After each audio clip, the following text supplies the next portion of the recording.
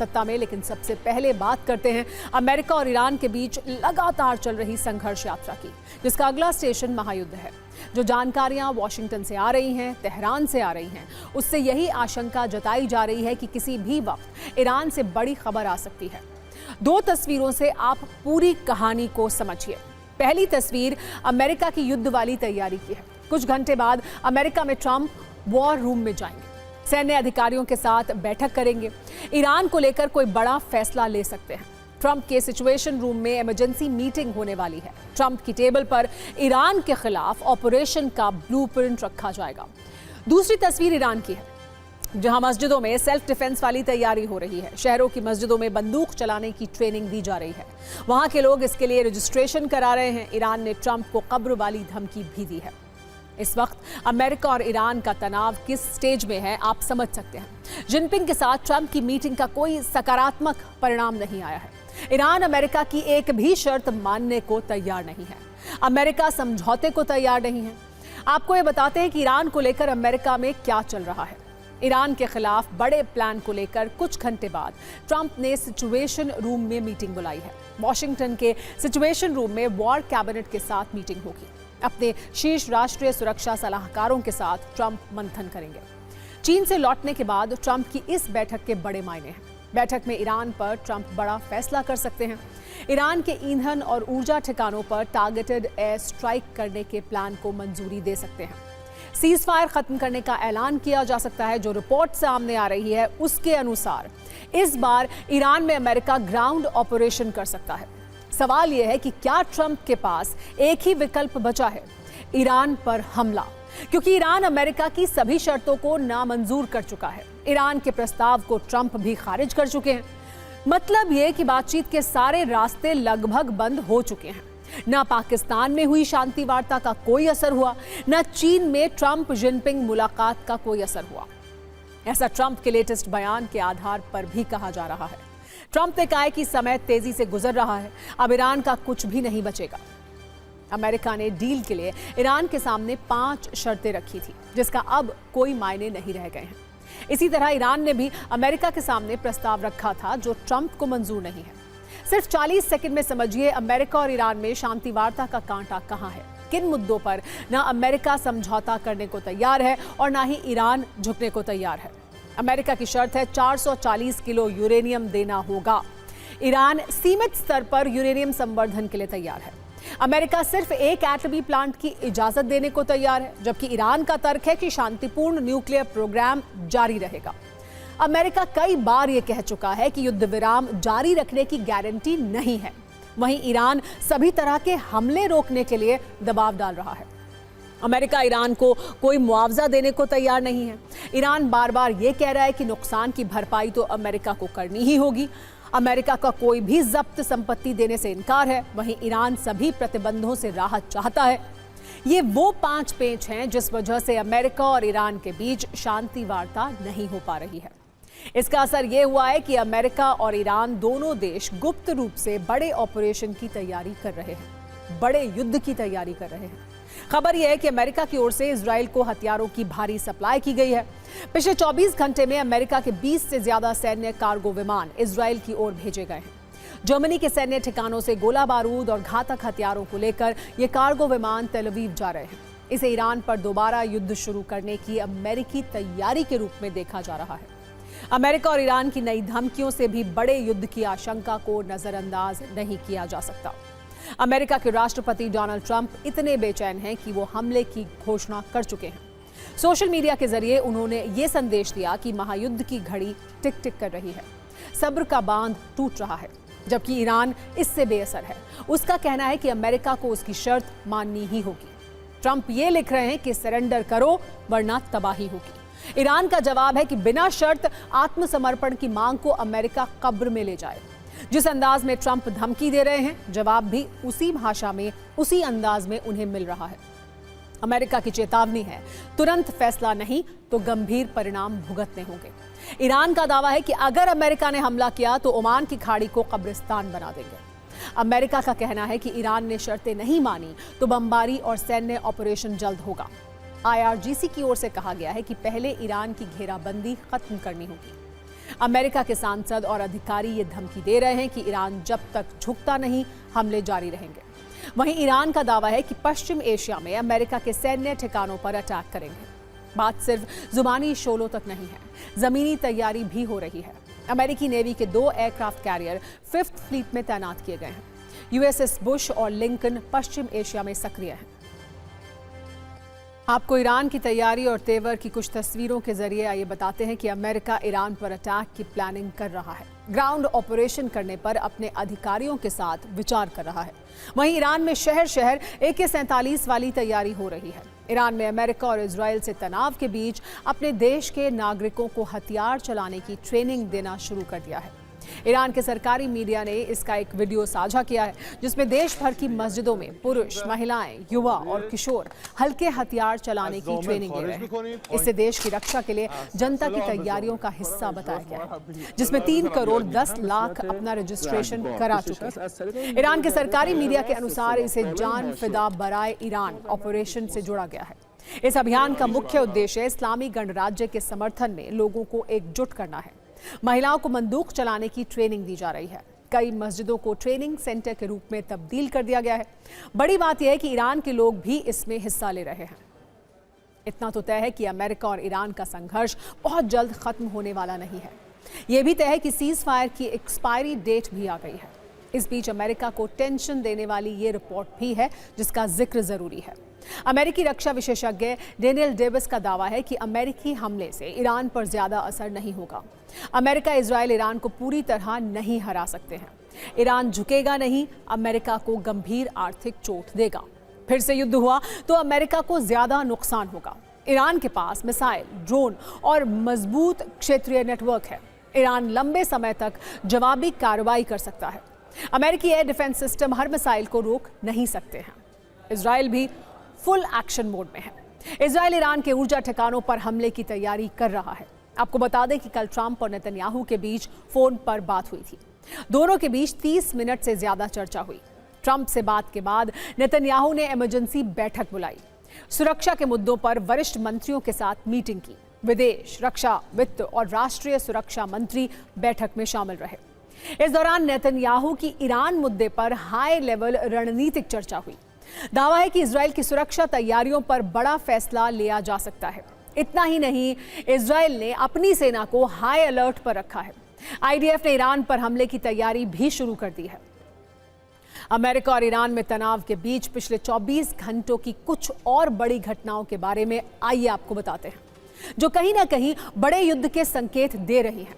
रविवार को UAE के अबू धाबी में स्थित बराक परमाणु ऊर्जा संयंत्र पर अटैक किया गया।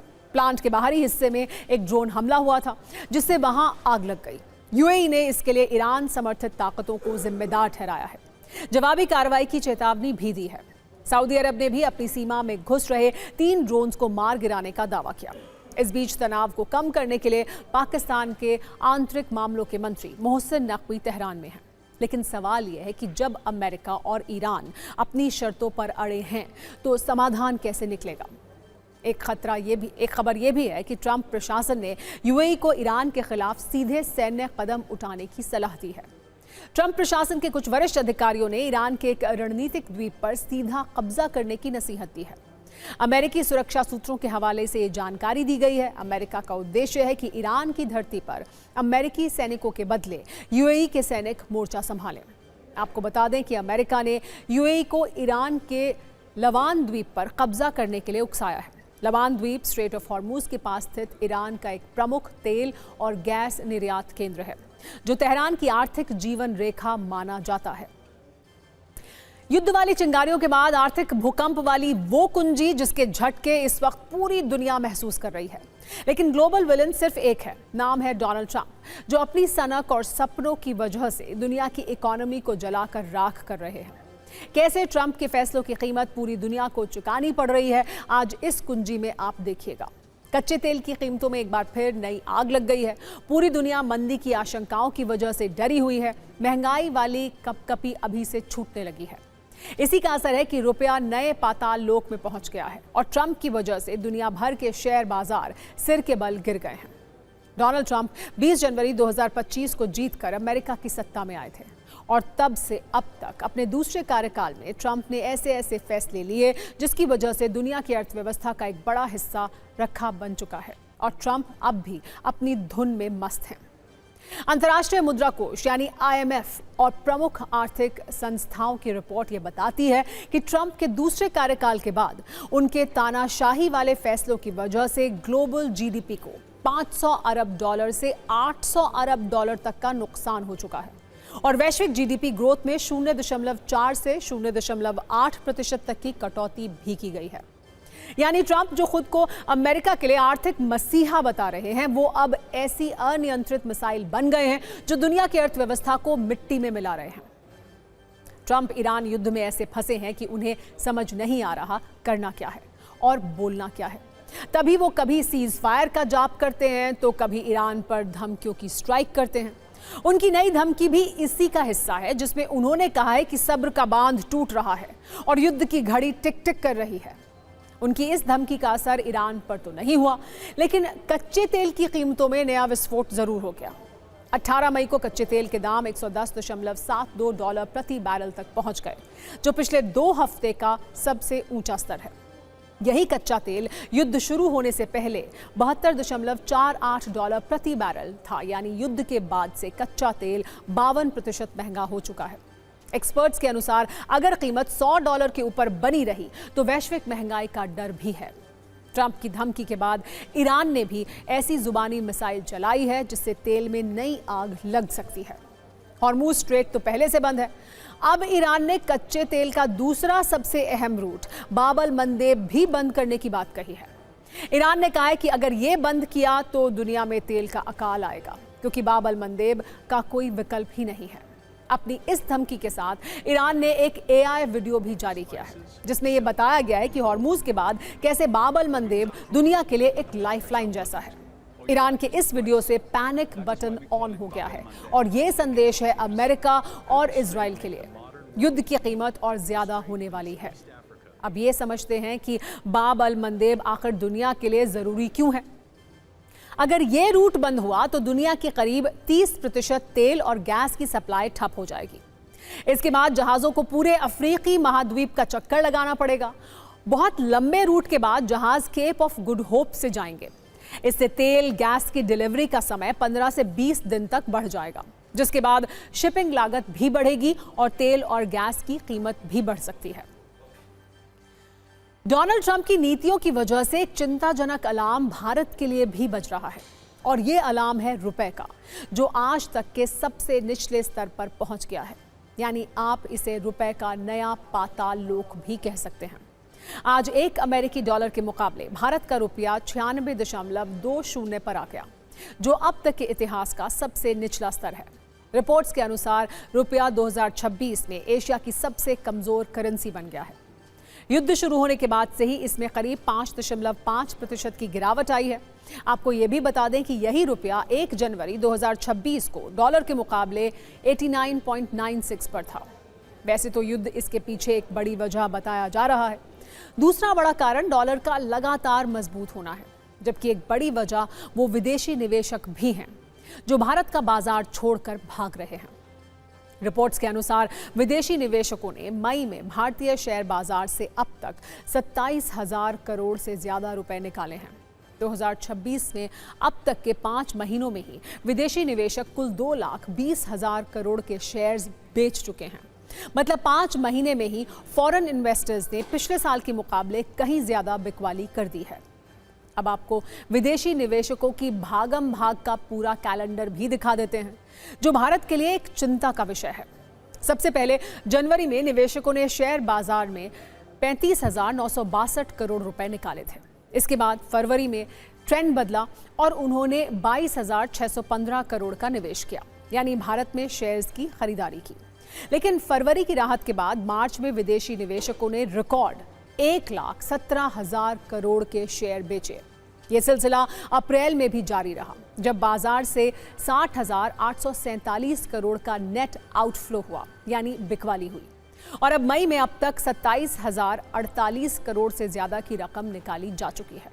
क्योंकि डॉलर मजबूत हो रहा है, इसलिए विदेशी निवेशक अपने ही देश में बिना किसी रिस्क के कमाई करना चाहते हैं।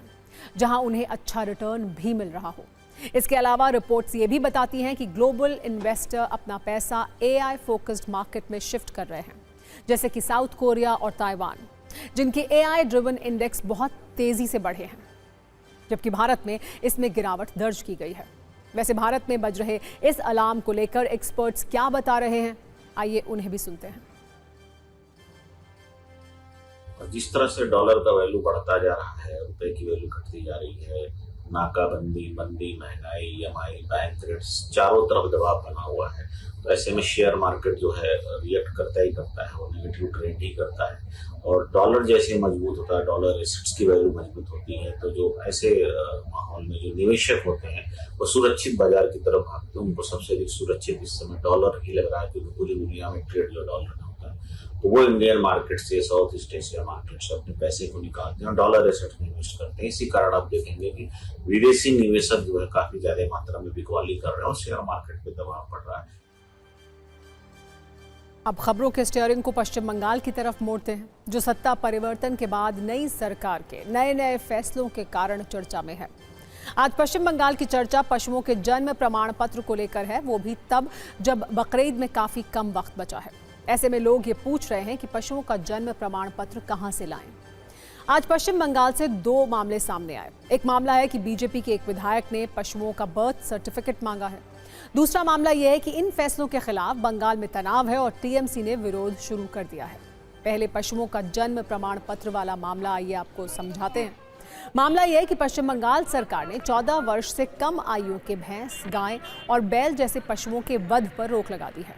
यानी अगर किसी पशु की उम्र 14 वर्ष नहीं है तो उसे काटा नहीं जा सकता है।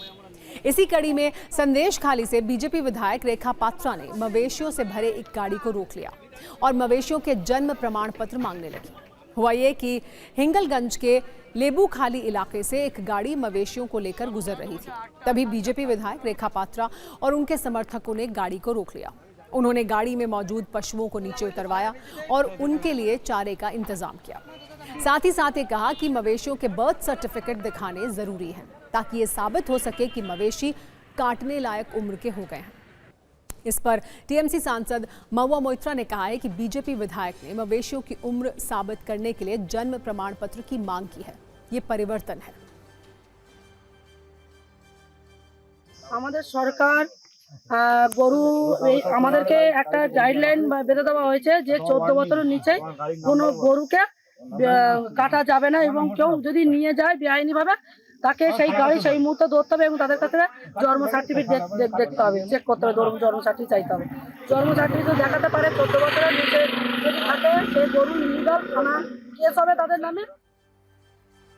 दूसरा मामला यह है कि शुभेंदु सरकार ने खुले में पशु वध पर रोक लगा दी है। सरकार ने 1950 के Bengal animal slaughter control act के तहत कुर्बानी केवल अधिकृत बूचड़खानों या तय स्थान पर करने का आदेश दिया है। अब समस्या यह है कि कुछ दिनों के बाद बकरीद है। ग्रामीण इलाकों में पशुपालकों का कहना है कि उन्होंने कुर्बानी के लिए मवेशी पालने में लाखों रुपए का निवेश और कर्ज लिया है, लेकिन सरकारी सख्ती के डर से अब खरीदार पीछे हट रहे हैं। इससे उनकी रोजी रोटी पर संकट खड़ा हो गया है।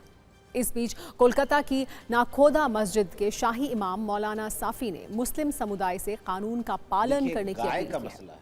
उन्होंने कहा कि ईद की नमाज केवल मस्जिदों और निर्धारित ईदगाहों में ही पढ़ी जाए और कुर्बानी भी अधिकृत स्थान पर ही की जाए।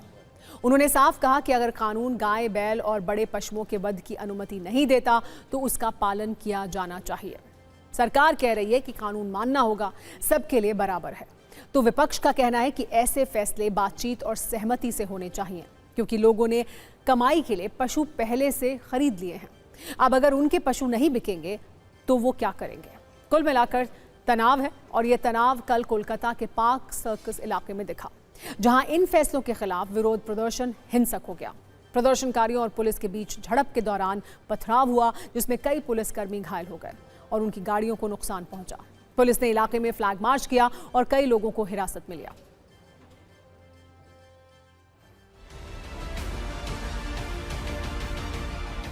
कानून है, हम लोग कानून को अमल करने को तैयार हैं।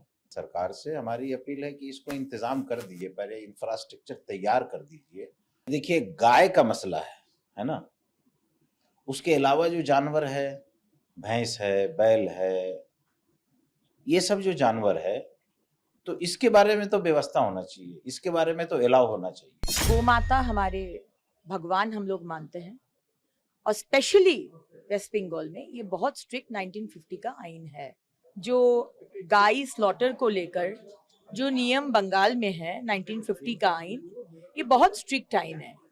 ये अलग बात है कि पिछला सरकार इसको इस्तेमाल नहीं किया है और वोट बैंक का राजनीति किया है, लेकिन जो आइन है उसको इम्प्लीमेंट करना है।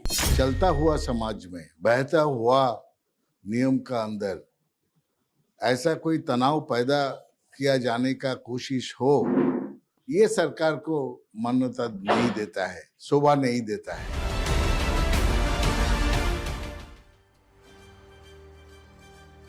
इन विवादों के बीच शुभेंदु सरकार ने अपनी दूसरी कैबिनेट बैठक में कई अहम फैसलों को मंजूरी दी है, जिसके तहत 1 जून से राज्य सरकार की बसों में महिलाओं को मुफ्त यात्रा की सुविधा मिलेगी। 7वें वेतन आयोग के गठन को भी मंजूरी दी गई है, जल्द ही इसे भी लागू किया जाएगा। अगले महीने से धर्म आधारित सहायता योजनाओं को बंद किया जाएगा। बंगाल में सड़क पर नमाज पढ़ने पर लगी रोक के कारण हंगामा हुआ है, तो उत्तर प्रदेश के सीएम योगी आदित्यनाथ ने भी सड़क पर नमाज पढ़ने वालों को चेतावनी दी है। उन्होंने कहा कि यूपी में सड़कों पर नमाज बिल्कुल नहीं होने दी जाएगी, क्योंकि सड़कें आवागमन के लिए हैं और जो लोग ये बात संवाद से नहीं मानेंगे उनके खिलाफ दूसरे कड़े उपाय किए जाएंगे। लोग मुझसे पूछते हैं, साहब आपके यहाँ यूपी में क्या सड़कों पे सचमुच नमाज नहीं होती? मैं कहता हूं कतई नहीं होती है, आप जाके देख लो, नहीं होती है।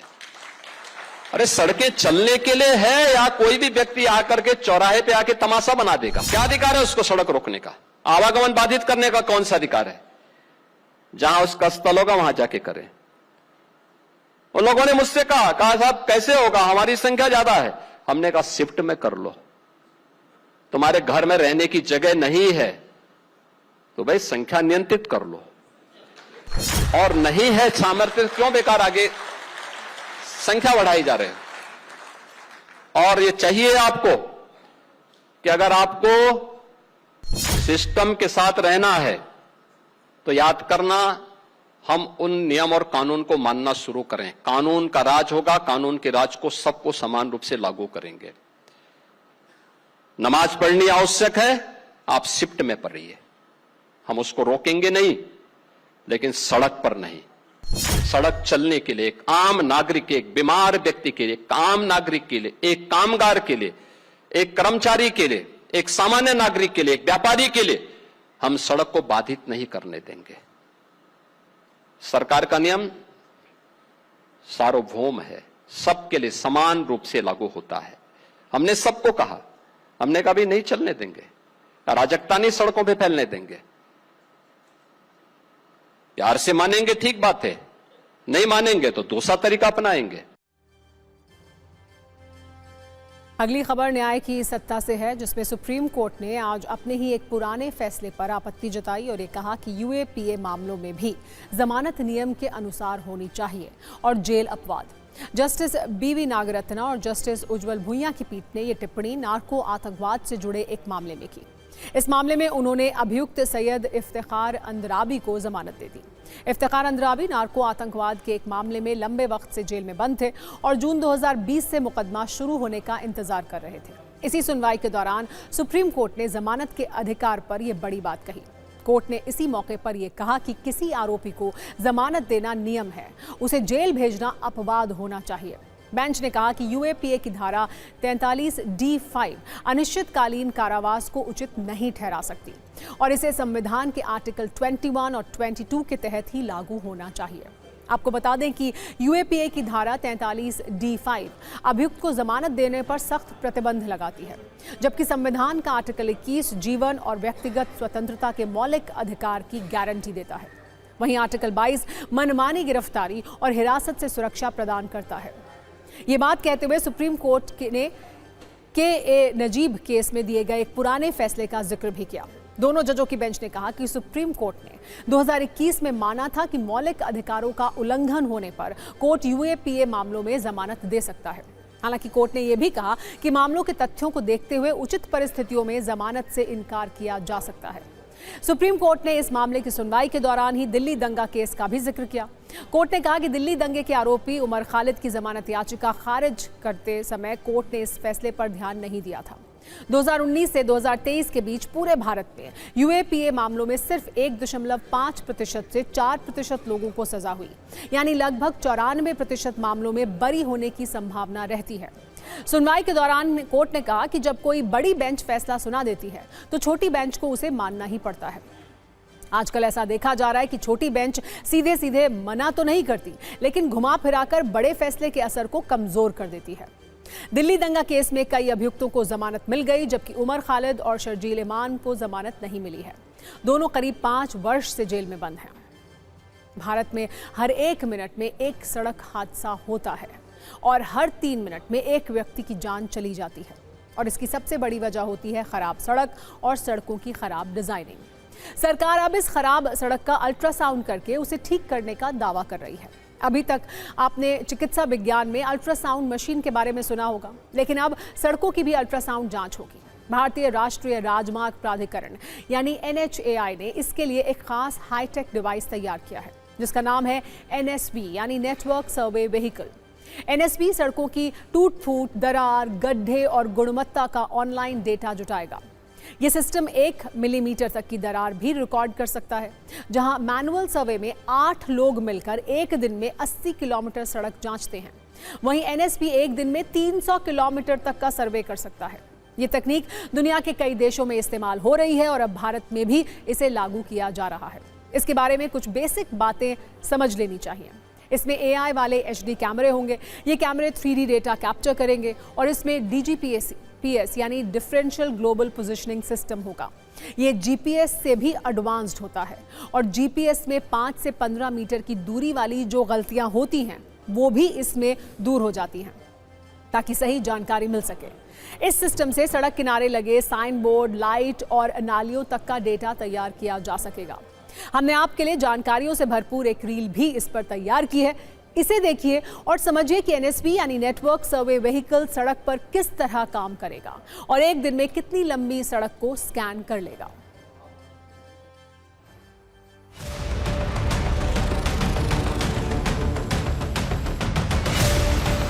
नेटवर्क सर्वे सिस्टम बेसिकली एक ऐप बेस्ड टेक्नोलॉजी है, जिसमें एक हाई रेजोल्यूशन कैमरा को व्हीकल के ऊपर माउंट किया जाता है और उसके थ्रू जो रोड सरफेस होती है, रोड कंडीशन होती है, उसकी प्रोफाइलिंग की जाती है। जो प्रोफाइलिंग की जाती है उसमें 1 मिलीमीटर का क्रैक भी उसमें रिकॉर्ड होता है, पॉट होल्स उसमें रिकॉर्डिंग होती हैं, अनइवन सरफेस जो रोड का है वो उसमें रिकॉर्ड होगा, और इवन लेन मार्किंग अगर कहीं पर फेडेड है या नहीं है तो वो भी उसमें रिकॉर्ड होगा। हमारा एक रेडार करके सिस्टम है, वो जब रोड पे घूमती है तो रोड की क्वालिटी कौन सी है, कहाँ गड्ढे है, कहाँ अतिक्रमण है, सब प्रकार की इंफॉर्मेशन आती है।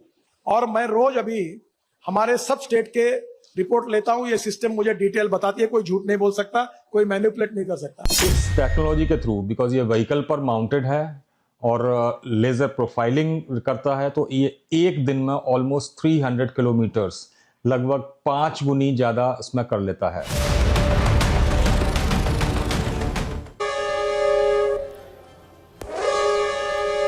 हूटे बज चुका है, यानी सत्ता में आज का वक्त खत्म हो गया है। कल शाम 7 बजे आपसे एक बार फिर मुलाकात होगी।